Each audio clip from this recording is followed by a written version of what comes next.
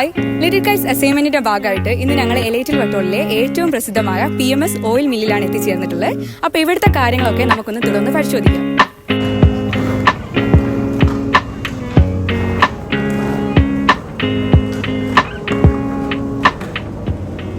നമ്മുടെ നിത്യജീവിതത്തിൽ ഒരിക്കലും ഒഴിച്ചുകൂടാൻ കഴിയാത്ത ഒരു ഉൽപ്പന്നമാണ് വെളിച്ചെണ്ണ. അപ്പം വെളിച്ചെണ്ണ നമ്മുടെ വീട്ടിൽ എത്തുന്നതിന് മുമ്പേ ഏതൊക്കെ ഘട്ടങ്ങളിലൂടെയാണ് കടന്നു പോകുന്നതെന്ന് നമുക്ക് നോക്കാം.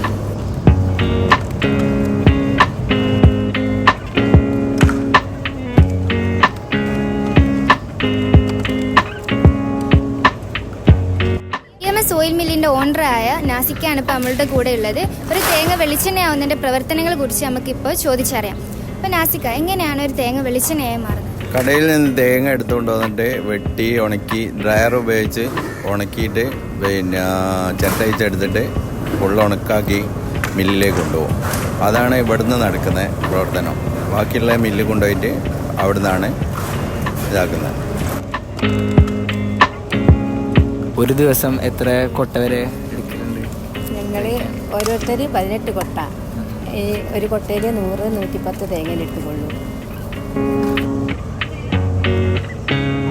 അതുപോലെ ഇവിടെ വന്നേരം ഞങ്ങൾ ശ്രദ്ധിച്ച മറ്റൊരു കാര്യമാണ്, ഇവിടെ ഭയങ്കര വൃത്തിയിലാണ് എല്ലാ കാര്യങ്ങളും ചെയ്യുന്നത്. അപ്പോൾ നിങ്ങൾ വൃത്തിക്ക് നല്ല പ്രാധാന്യം കൊടുക്കുന്നുണ്ടല്ലേ? ഇല്ലാതെ ഈ ഭക്ഷണ സാധനമാണല്ലോ, അതുകൊണ്ട് വൃത്തിയില്ലാതെ കഴിയൂല. അത് നമ്മളെ ഒരു കണ്ടീഷൻ അനുസരിച്ചാണ് ഏതൊരു പരിപാടി വിജയിക്കല്.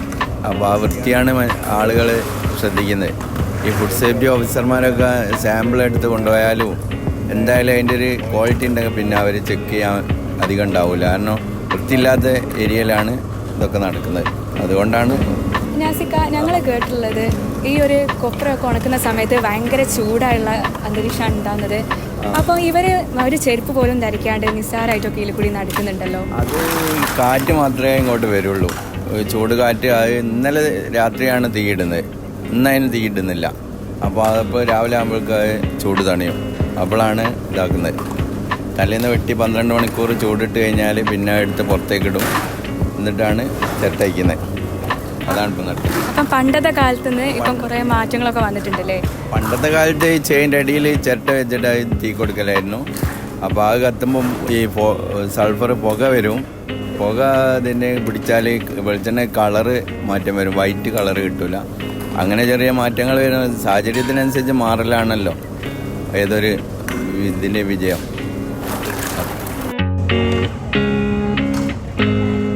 ചേച്ചി, ഇതെങ്ങനെയാണ് ഇത്ര പെട്ടെന്ന് ചെയ്യാൻ പറ്റുന്നത്? 7-8 വർഷമായി ഞങ്ങളിത് ഈ പണിക്ക് ഏർപ്പെട്ടിട്ട്. 2014-15 ഞങ്ങൾ ഈ പണിക്ക് വരുന്നുണ്ട്. അപ്പോൾ അതിൻ്റെ എക്സ്പീരിയൻസ് ഉണ്ട്. അതുകൊണ്ട് നിങ്ങൾ ഈ ഫീൽഡിലേക്ക് തിരഞ്ഞെടുക്കാനുള്ള കാരണം എന്താണ്? ഈ ഫീൽഡ് തിരഞ്ഞെടുക്കാൻ കാരണം പിന്നെ വാപ്പ തുടങ്ങി വെച്ചൊരു സ്ഥാപനമായിരുന്നു. അതിനുശേഷം അതിമെന്ന് തുടർന്നാണല്ലോ സാധാരണ എല്ലാവരും വന്നുകൊടുക്കുന്നത്. അങ്ങനെയാണ് ഇതിൽ എത്തിപ്പെട്ട്. പക്ഷെ പിന്നീട് ആ ഓരോരോ ബിസിനസ് ചെയ്യുമ്പോഴല്ലേ അതിനെപ്പറ്റി മനസ്സിലാവും. നമ്മളിതിലേക്ക് ആഡായി കഴിഞ്ഞ് ഇതിൻ്റെ പ്രോഫിറ്റൊക്കെ മനസ്സിലാക്കി എടുക്കുമ്പോൾ ഒരു നല്ല ഉൽപ്പന്നം ഉണ്ടാക്കി വിപണിയിലെത്തിയാൽ എപ്പോഴും മാർക്കറ്റ് ഉണ്ടാവും എന്നുള്ളത് നമുക്ക് ഉറപ്പാണ്. അത് നിങ്ങൾ നമ്മളെ നാട്ടിലെവിടെ ചോദിച്ചാലും അറിയാം PMSനെ പറ്റി. അപ്പോൾ അവർ പറഞ്ഞുതരും അതിൻ്റെ കാര്യങ്ങൾ, നമ്മൾ വിശദീകരിക്കേണ്ട ആവശ്യമില്ല. ഇതിപ്പോൾ കൊപ്ര ഉണക്കുന്നവരെ നമ്മൾ കണ്ടു. ഇനി ബാക്കിയുള്ള പ്രോസസ്സിനെ കുറിച്ച് ഞങ്ങൾക്കൊന്ന് അറിയാൻ വേണ്ടി.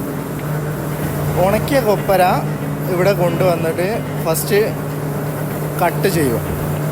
കട്ട് ചെയ്തത് ഈ കൺവെയർ വഴി പിന്നെ ഈ എക്സ്പില്ലർ എന്നാണ് പറയുക, കൊപ്പര ക്രഷ് ചെയ്യുന്ന സാധനം.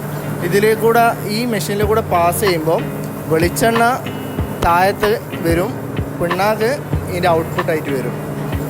ആ വെളിച്ചെണ്ണ നേരെ റിസർവ് ടാങ്ക് എന്ന് പറയും ഫസ്റ്റ്, അതിൽ വന്ന് നിൽക്കും. അത് ഒരു പമ്പ് വഴി നേരെ ഫിൽറ്ററിലേക്ക് പോകും.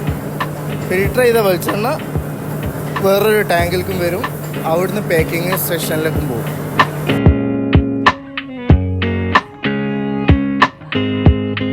ഫിൽറ്റർ ചെയ്ത വെളിച്ചെണ്ണ പാക്കിംഗ് മെഷീൻ്റെ ടാങ്കിലേക്ക് അടിക്കും, സെയിൽ ചെയ്യാനുള്ള ടാങ്കിലേക്ക് അടിക്കും. That's all. ലിറ്റിൽ കൈറ്റ്സിൻ്റെ അസൈൻമെൻറ്റിൻ്റെ ഭാഗമായിട്ട് ഇന്ന് നടത്തിയ ഫീൽഡ് വിസിറ്റിലൂടെ ഒരു വെളിച്ചെണ്ണയുടെ നിർമ്മാണത്തിനെക്കുറിച്ച് ഞങ്ങൾക്ക് കൂടുതൽ അറിയാനും അതുപോലെ അനുഭവങ്ങൾ നേടിയെടുക്കാനും സാധിച്ചിട്ടുണ്ട്. അപ്പം ഈ ഒരു അവസരം ഞങ്ങൾക്ക് ഒരുക്കി തന്ന ഞങ്ങളെ സ്കൂളിലെ ലിറ്റി കൈറ്റ്സിനും അതുപോലെ തന്നെ ഞങ്ങളോട് സഹകരിച്ച PMS ഓയിലിനും ഞങ്ങൾ നന്ദി പറയുന്നു.